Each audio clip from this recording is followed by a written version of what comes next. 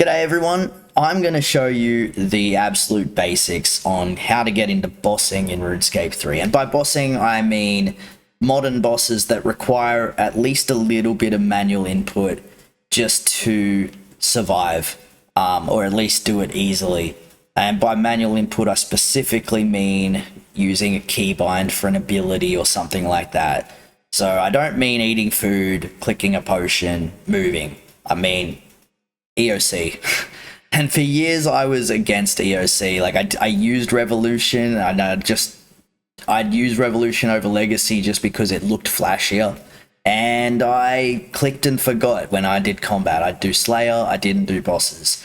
But this boss, the arch-glacor, got me into bossing and EOC combat, and I came to realize that I do appreciate it and I like it.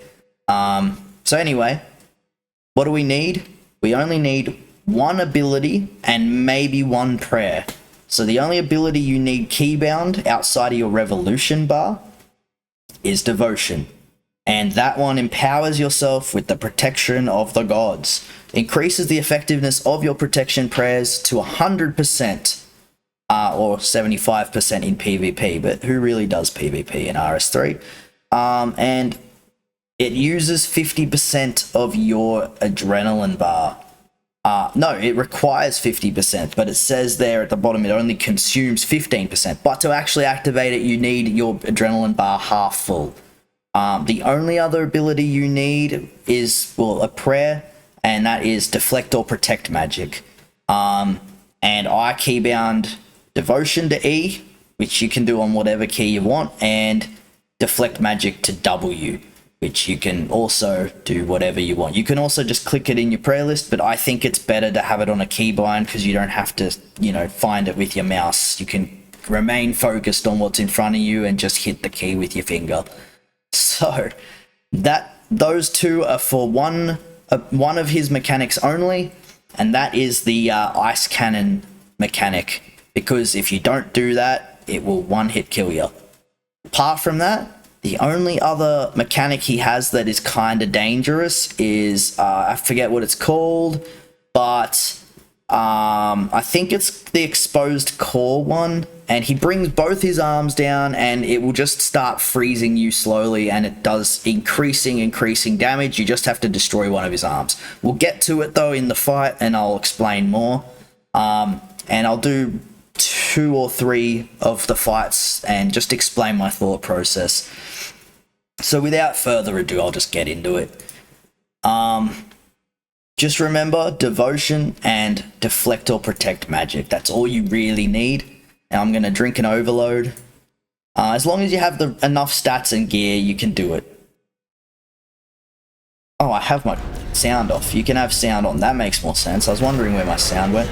So right now, he's just attacking with range damage. I'm just going to continue deflecting magic because he's not really damaging that much. He might damage you much and you might need to switch between the two, but overall, if you can tank it, don't worry about switching up. Now, when it does this and they come into a narrow gap, it's either going to be the cannon or it's just going to be his arms come down. Now this is the exposed core I'm talking about. You pick one arm, you attack it, it has a bunch of health. The health bar for me is at the top of the screen, but it's destroyed. Now he's damageable again, and he didn't really hurt me that much. Just protect magic while you do it so it only damages you a little bit, and get back to it. You can continue fighting him. Here, he puts some minions out. You can just attack them one at a time.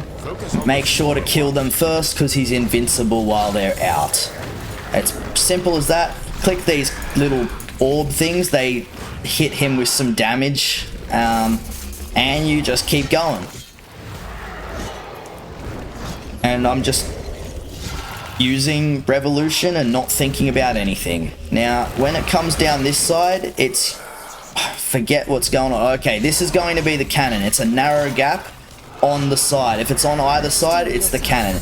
You just make sure you got Deflect on and you hit your Devotion, and he'll only damage you 1 damage instead of like 9 million. So yeah, narrow gap on this side or the other side is cannon 100% of the time. Narrow gap in the middle is like 50-50, either a cannon or it's his arms coming down. So just always be ready for devotion. And as long as you've got that deflect magic up, you just got to think about devotion. Now this pillar, you just kind of move to the corner, wait for it to come near you, move to the other corner, and just stay out of its way. If it hits you, it'll drain some prayer points. Speaking of, I need to get more prayer points back. Now here we got these guys again. I'm going to use Threads of Fate on them and then try and smack them with... Okay, it didn't work. Oh no, there it did. So if you're using Necromancy, this is just going to add a little bit of extra complication to it, but you don't have to worry about it. You can use Threads of Fate on one of those minions and then hit them with like a high damaging ability such as Finger of Death, and it should kill all 4 of them in one go. But you can always just fight them one at a time. It doesn't really matter. It's just for increasing your kill speed and whatnot. But overall, not that big of a deal. Doesn't matter what combat style you're doing. As long as you have a revolution bar that works for you and you have protect magic or deflect magic and devotion, you can probably kill him. It's as simple as that. I'm going to run through another fight and just kind of talk less and you just follow along. But I know that if you've never done this before, and especially if you're not really used to EOC combat, I probably sound like I'm saying a lot of gibberish really fast. But at the end of the day, it's only devotion and deflect magic you really need. Everything else is just extra. So I just keep deflecting magic.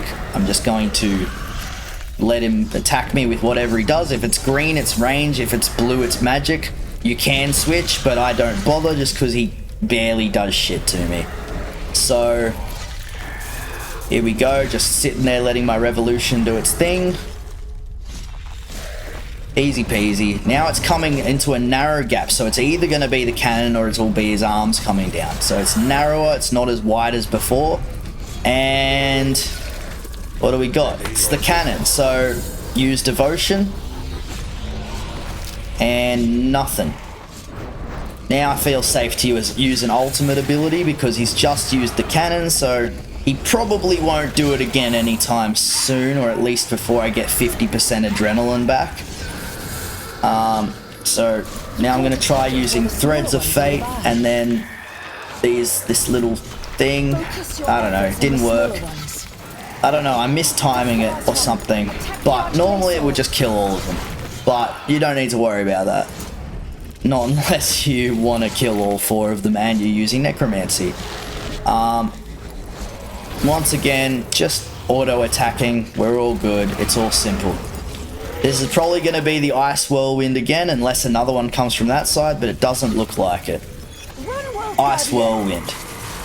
Run to the corner, let it sort of follow towards you. Pretty simple. Run to the bottom corner. If it hits you, it'll just drain some prayer points, but, you know, it's pretty easy to avoid. If you really want to get out of its way, you can do like a dash thing or something like that. You don't have to. You can kind of just keep running.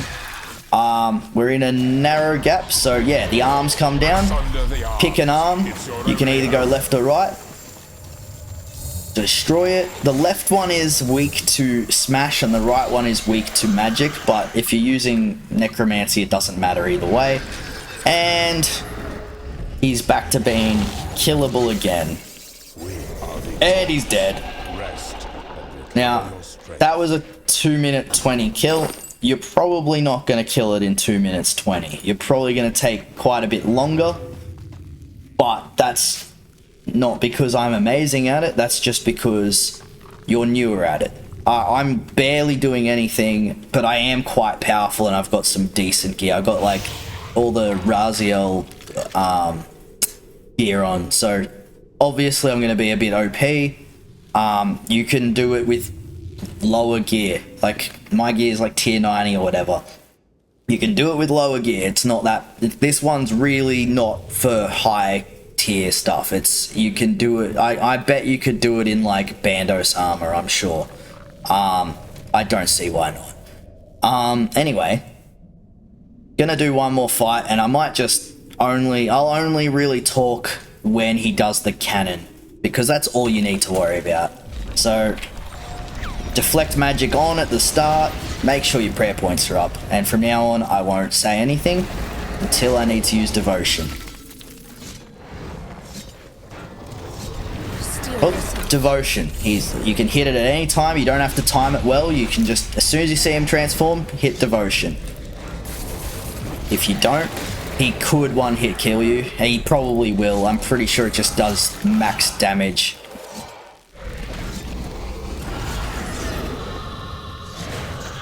The Glacites are defending their master.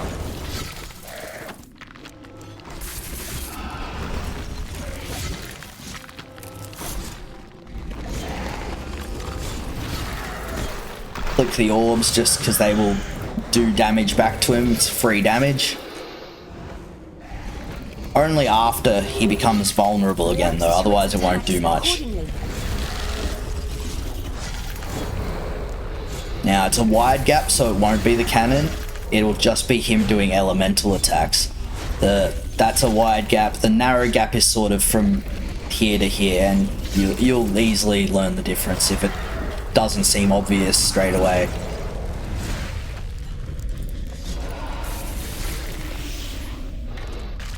So this is probably going to be a whirlwind.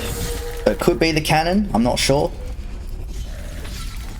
It's looking like the whirlwind. There's nothing else coming from the other side. It's only going to be the cannon if more of these spikes come from the other side and make a narrow gap. Moving out of the way, easy peasy. What's it going to do? Can't even get me, they're so slow.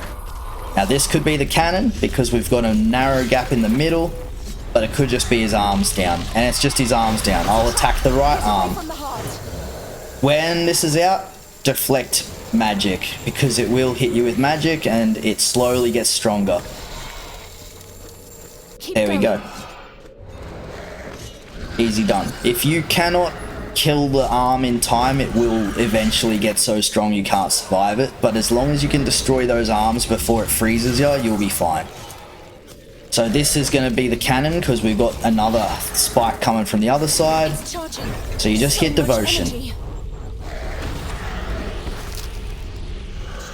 And now I'm just going to do an ultimate and he'll be dead.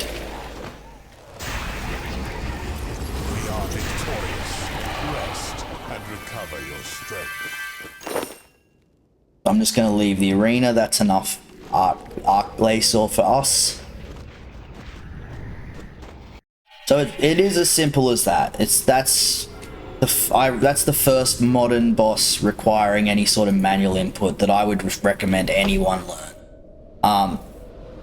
Now, I forgot to mention that, as you can see, my UI is very cropped. That's just because I got an ultra wide screen and I couldn't really find a good way to fit it in the ultra wide ratio, so I just put it in a regular ratio and just cropped it. Gives you a more close-up look anyway, but you just can't see most of my stuff. I've got like my inventory and gear off to one side. I've got like my prayer list and like skills and stuff to the other side. Doesn't matter, you don't need any of that much. Like you obviously would need your inventory maybe for a potion or two. Anyway, after you've learnt the arch-glacor and you feel pretty comfortable just getting in with that devotion and surviving it, and you don't really die much anymore, the next boss I would recommend is to learn Kerapak normal mode. So Kerapak the Unbound, he's got some extra mechanics that require some mobility abilities just to avoid, and some perfect timing, well, some near perfect timing just to not get wrecked. But overall, he's still pretty easy, and he's still just, you can still just use devotion and some other things. So overall, he's a step up from arch-glacor, but he's not, many levels ahead. He's just sort of the next step, and he's not that hard either. He's harder than the arch-glacor, but he's not much harder. Once you learn him, you will wonder why you ever thought he was hard. So that's it. That's literally it. So I'll just say see you later now, and hopefully I haven't wasted 15 minutes of your time. But anyway, have a good day or night, whatever. See you later. I have no script.